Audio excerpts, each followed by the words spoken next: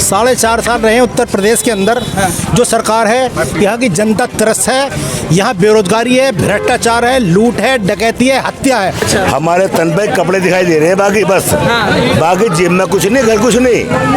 ये ऐसी सरकार है। वो तो कहते हैं ना विकास किया है। कहाँ विकास किया है? कहाँ विकास कहाँ हुआ भाई? किसके घर हुआ विकास? तेल का कहाँ से लाएंगे?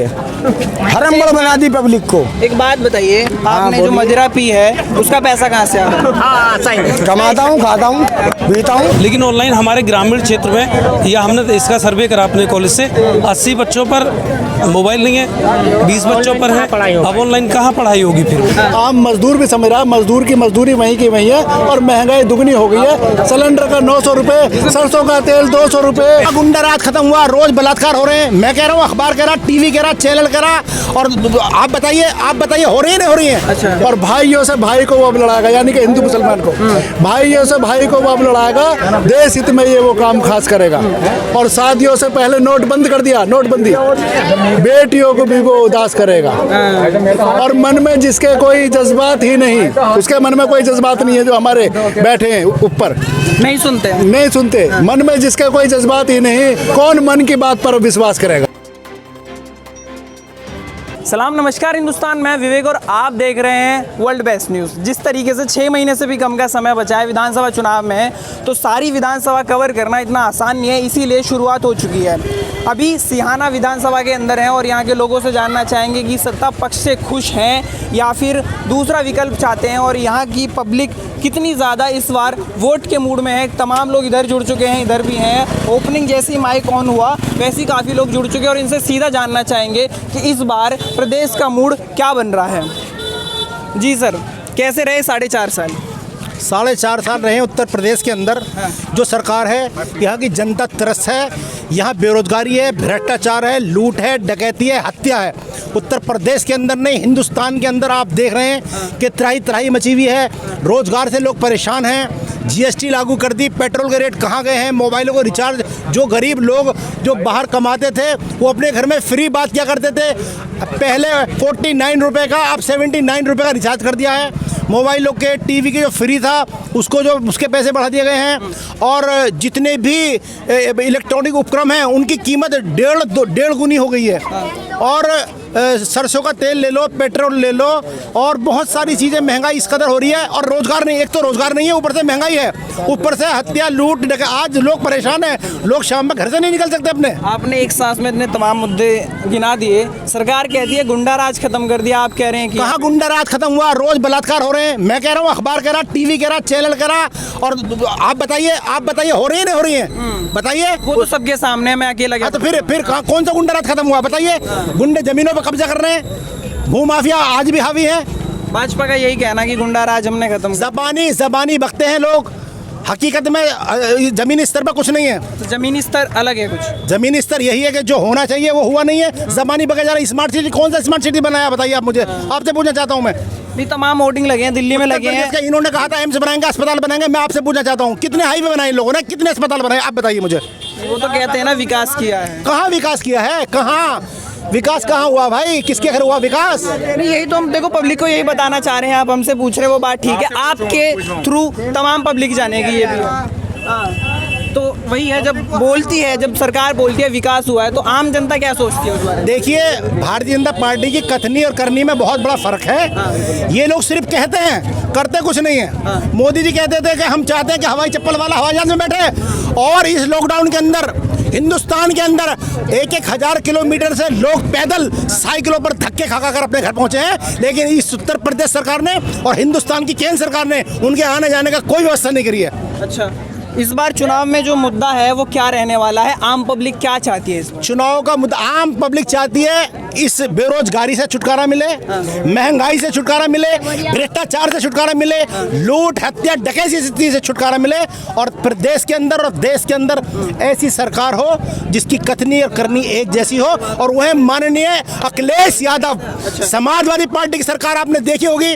हमने किस कदर समाजवादी पार्टी ने उत्तर प्रदेश में विकास के कार्य किए हैं। पूरे उत्तर प्रदेश में 100 नंबर गाड़ी दी है, पेंशन दी है, बच्चों को साइकिल दी है, लैपटॉप बांटे हैं, सड़कें बनाई हैं और पेंशन की योजना दी है जिससे गरीब लोग अपना खाना दाना पानी कर लिया करते थे। आज अखिलेश यादव ने कहा था पिछली सरकार में हमारी में 500 रुपये मिलते थे पेंशन के गरीब बेरोजगारों को, अब हम 1500 रुपये देंगे और 300 यूनिट बिजली फ्री का अखिलेश यादव जी ने वादा किया है। दे पाएंगे कहीं वादा खिलाफी ना हो? 100%। देखिए सुनिए, माननीय मुलायम सिंह यादव और अखिलेश यादव ने जब जो कहा है वो करके दिखाया है। आप हमारी पिछली सरकार के कार्य उठाकर देख लीजिए। अच्छा, अभी आऊँगा मैं दोबारा आपके पास। क्या क्या दिक्कतें हैं? जैसे महंगाई का अगर मुद्दा है तो कितना हावी है?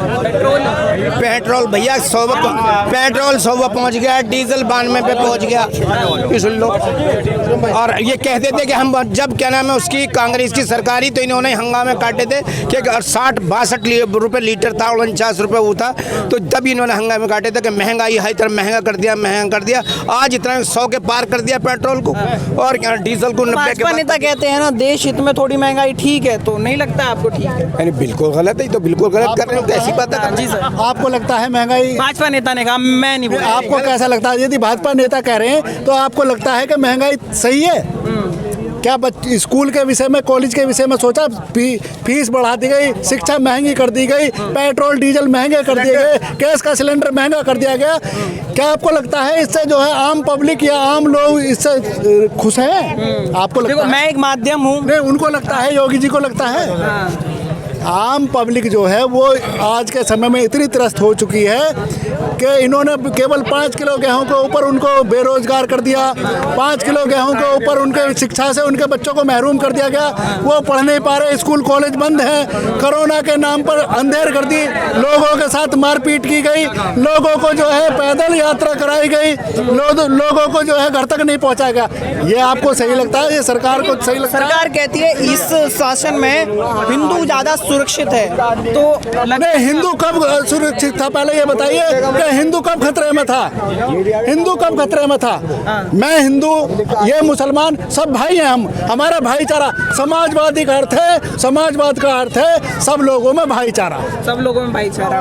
वहीं पे ओवैसी जी आए हैं, आपने मालूम है, वो बोलते हैं जो मुस्लिम वर्ग है अखिलेश भी उनको पार कर नहीं पाए। वो जो है ओवैसी जी, वो एजेंट है भाजपा के और वो भाजपा को सपोर्ट करते हैं। वो उल्टी सीधी बात कहकर लोगों को भड़काते हैं ओवैसी जी, और जो है भाजपा के समर्थन में वोट जाती हैं, इसीलिए भाजपा के समर्थन। देखिए बात सुनिए, कथनी और करनी में इतना बड़ा फर्क है कि 15 लाख रुपए आएंगे बहनों भाइयों खाते में। 5 किलो गेहूं आ गए, 15 लाख का वादा करा, 5 किलो गेहूं दे रहे हैं तुम्हें, और सिलेंडर 450 का लेने के बाद में आज 850 का गरीब आदमी, आज गरीब आदमी से लिया नहीं जा रहा। आज गरीब आदमी लकड़ी पर और रूपलों पर चला गया, फिर वो पुराने ढर्रे में आ गया। 200 रुपए लीटर। अच्छा, सरसों का तेल की आपने बात करी, उधर के नेता कहते हैं हम प्योर दे रहे हैं। कौन? इसलिए महंगा है। सब प्योर मिलता था, सब प्योर। सुनिए, ये सरकार पूंजीपतियों की सरकार है। 1 मिनट, ये सरकार पूंजीपतियों की सरकार है। इन लोगों ने पूंजीपतियों को छूट दे रखी है। उन लोगों ने सरसों को स्टॉक किया है और वो लोग अपनी मोनोपोली के तहत 200 रुपए लीटर सरसों का तेल बेच रहे हैं। अच्छा, हाँ, इतने। 1 मिनट, हाँ, इधर आओ। हाँ, 1 सेकंड आया सर। क्या कह रहे हो? रुको, क्या कह रहे हो? हमें सरकार ने, हेलो सब चुप रहो, 1 सेकंड। हमें सरकार ने चावल दिया, गेहूं दिया, तेल का कहाँ से लाएंगे? हरम बड़ बना दी पब्लिक को। एक बात बताइए, आपने जो मदिरा पी है उसका पैसा कहाँ से आ रहा है? हाँ, सही। कमाता हूँ, खाता हूँ, पीता हूँ। रोजगार तो मिल रहा है ना? सही है। 10 आदमियों का टैक्स जमा करके वहाँ जहाँ से मंत्रालय लाता हूँ, टैक्स जमा करके 10 परिवारों को पालता हूँ। पता है, भाजपा के नेता कहते हैं जिन्हें दारू पीनी है, जो गुटखा खाता है, सिर्फ उन्हें महंगाई लग रही है और सब तो खुश है। खुश है? कौन खुश है? कोई खुश ना, सबका जा रहा है, मगर कोई परेशानी है सरकार में। परेशानी है, चलिए ठीक है। देखिए सर, मुद्दे काफी हैं, आपको क्या लगता है सरकार में? जो मुद्दा है वो शिक्षा की तरफ को है। शिक्षा, क्योंकि किसी भी देश की जो तरक्की है वो हमारी शिक्षा होती है। अगर शिक्षा से पीछे है तो देश तरक्की पे नहीं जाएगा। चाहे वो टेक्नोलॉजी है, चाहे वो सामाजिक कार्य है, चाहे वो खेती बाड़ी का कार्य है, जो भी सब शिक्षा पर है। लेकिन शिक्षा अभी ऑनलाइन कर दिया गया। मैं खुद टीचर हूँ, लेकिन ऑनलाइन का मध्य जब धर्मांतरण जैसा मुद्दा आता है चुनाव में, इसमें तो यूपी की पब्लिक कैसे देखती है? क्या ये मुद्दा है इलेक्शन के लिए? जब इलेक्शन नज़दीक आता है तो तब ऐसा नहीं, ऐसा कहीं नहीं है। अच्छा, ऐसा कहीं नहीं है। और जो सबसे बड़ा जो मुद्दा है हमारे देश के अंदर, वो सबसे बड़ा मुद्दा शिक्षा का चल रहा है। क्योंकि कर दिया कि ऑनलाइन होगी, लेकिन ऑनलाइन हमारे ग्रामीण क्षेत्र में, या हमने इसका सर्वे करा अपने कॉलेज से, 80 बच्चों पर मोबाइल नहीं है, 20 बच्चों पर है। अब ऑनलाइन कहाँ पढ़ाई होगी? फिर वो ऑनलाइन पढ़ाई नहीं हो पा रही है, फीस जारी है, अभी पिछली सरकार रोजगार है नहीं। कितना ज्यादा फर्क पड़ रहा है आम पब्लिक पे? ये फर्क को तो इनसे पूछो, हमें तो इतना कोई बात नहीं। क्यों, आपके बच्चे नहीं है क्या? क्या बच्चे हमें क्या फीस नहीं देते?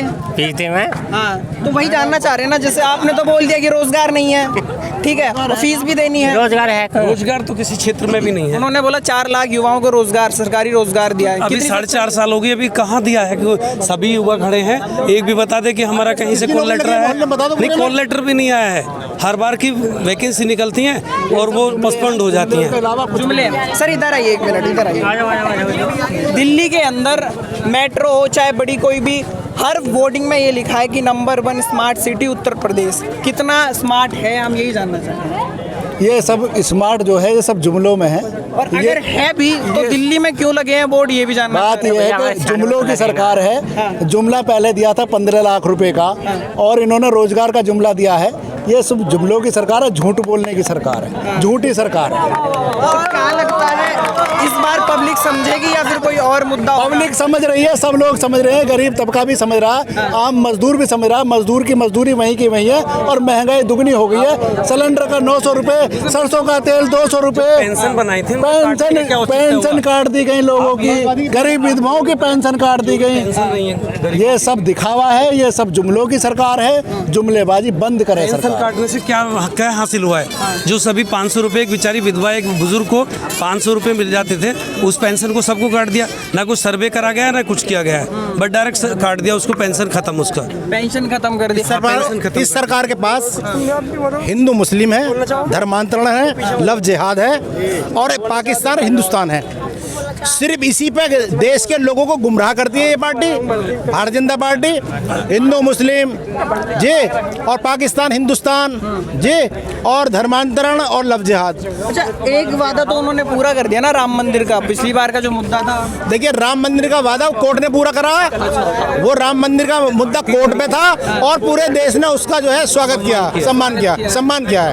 वो मुद्दा उनका नहीं था, वो अपने घर से नहीं बना रहे मंदिर। वो मंदिर की जो परमिशन मिली है, वो हमारी जो सुप्रीम कोर्ट, माननीय सुप्रीम कोर्ट जी ने आदेश दिए। आप सभी जानते हैं, बनने से गरीब जनता का क्या लाभ है, आप हमें ये बताइए। नहीं बोलते ना, हिंदुओं की आस्था के साथ हमने सम्मान दिया है। घर घर में मंदिर है, आस्था अपने मन में। राम हमारे राष्ट्रीय अध्यक्ष जी मानते हैं, हम भी राम को मानते हैं, और हमारा सब देश राष्ट्र राम को मानता 36 है। करोड़ देवता किस किस की पूजा करेंगे?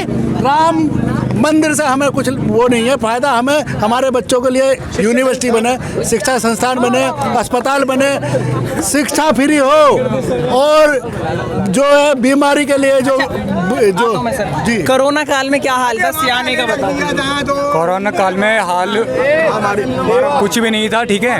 एक हम लोगों को जो जुमले दिए जा रहे थे कि कोरोना ये है, कोरोना, एक बात तो ये, इलेक्शन के दौरान बीजेपी के कोरोना कहाँ चला जाता है। हम यहाँ पर किसी को कोरोना नहीं है, ठीक है, और ना था, ना है, और ना कभी ऊपर वाले के दुआ से कभी होगा, ठीक है। कोई भी किसी तरीके की स्थिति नहीं है। क्या परेशान हो, बताओ ना, क्या हो गया? आप क्या बोलना चाह रही हैं? आप गाली क्यों दे रहे हो? गाली किसी को नहीं दी मैंने। ना तो ये सरकार अच्छी है, हमेशा सही सरकार की सफाई लेके चलो, चाहे वो अखिलेश हो, मुलायम हो, कांग्रेस हो, बीजेपी हो, कोई भी हो, छोड़ो यार, सही बात। अरे चलो।